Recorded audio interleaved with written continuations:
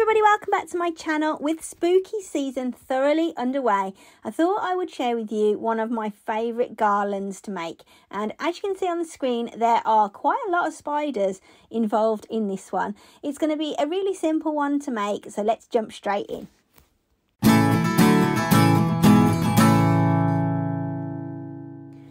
The project is already on the screen, as you can see, on my blank canvas, and this is going to be shared on my profile. So if you just go onto the Cricut Design Space homepage, search for me, and my name is Gemma Rich, you'll be able to find me if you scroll all the way down to the bottom, and you'll see all of my shared projects on there.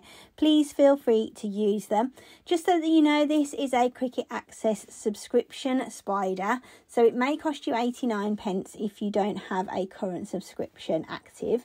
So this is the project that I've got on the screen here. So I've got 3 bigger spiders and then 4 of the smaller ones, and all I've done is just resize these for you. I'm going to show you the image code for this spider right now. So if I just click on the spider in the layers panel, just right click and then click on image info, that is the image code for that particular spider, and I'll pop that on the screen in a little bit of a bigger font for you so that you can see that. These are already sized up, ready for a 2 meter long garland.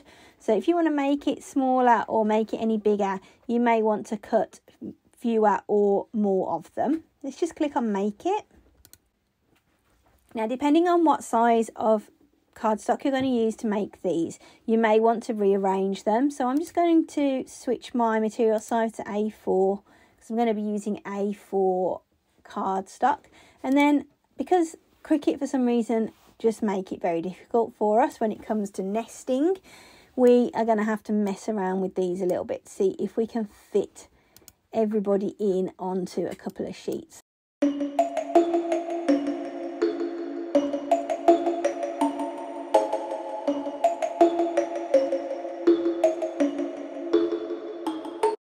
We can put him there, and then I have just one spider on its own on this mat, but I'm going to use a scrap piece of card for that particular piece. So let's go through to continue now. I'm just going to wait for it to find my machine. There we go. I am going to choose poster board for this particular one. I'm going to use a thicker cardstock, and I'm just going to pop it onto the mat and cut them out.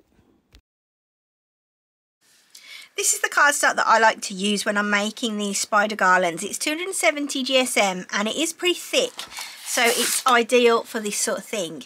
So when you make these garlands, what you're going to want to do is choose a pretty sturdy cardstock, because we're going to be putting them onto like a fishing line, so it can become quite delicate and easy to tear when you glue them on.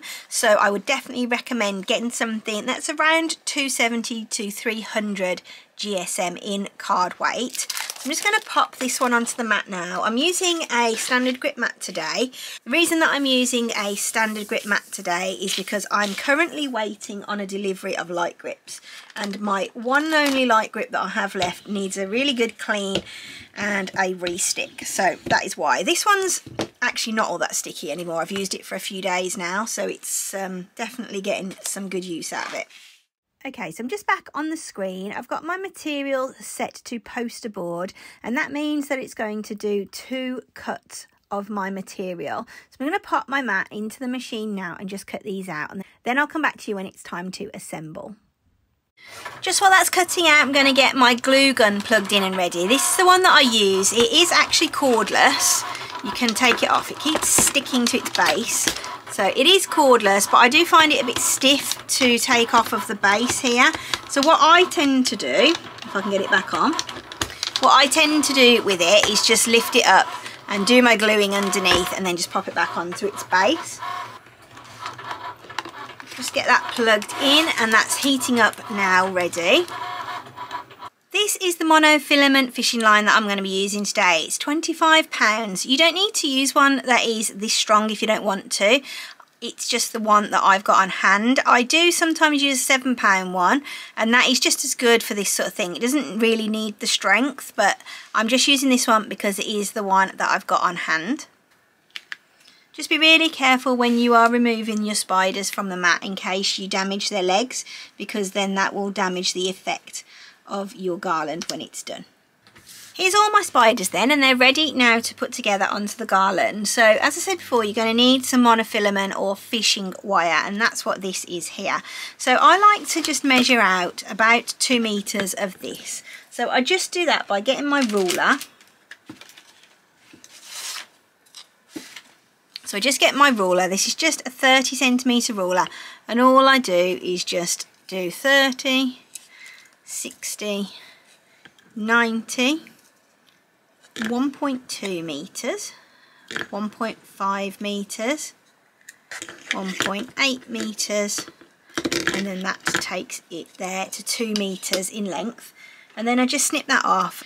So what you'll want to do now is get the 2 ends of your line, and you're going to want to put them together like this, so they are just together. Pull that through your fingers until you create a little fold in that line. So that is our center point of our line. So what we want to do now is decide which spider is going to get the first position on the garland, and I think I'm going to put a big one on there today. So he's going to go in the center, and it's important that you glue them by their heads, because if you glue them further down their body, when you hang it, they're all wonky and they don't sit right. So if you just pop the center piece of your line on there, and then get your glue gun. Let's just move my scissors out of the way. Just get your glue gun, and all you want to do is just put a little blob of glue on the back of his head there. Now I've got a really nice little blob of glue. It looks quite nice on there. We just need to let it set, and then we can start putting some more on. So I'm just going to hold it while it sets. Doesn't take too long. Okay, so that's set now. Now we can move on to our next spider, and it's going to be a small spider. So if we just get one of our little baby ones here, and you can decide how far apart you want them to be. And again, I'm just going to pop that there over his head, and then I'm just going to get my glue gun again. I wish this was easy to do with the glue gun. Then I've just got my glue gun again and just popped another little dot of glue on his head, so he's ready there holding on. And again, just let that set before you move on to the next one.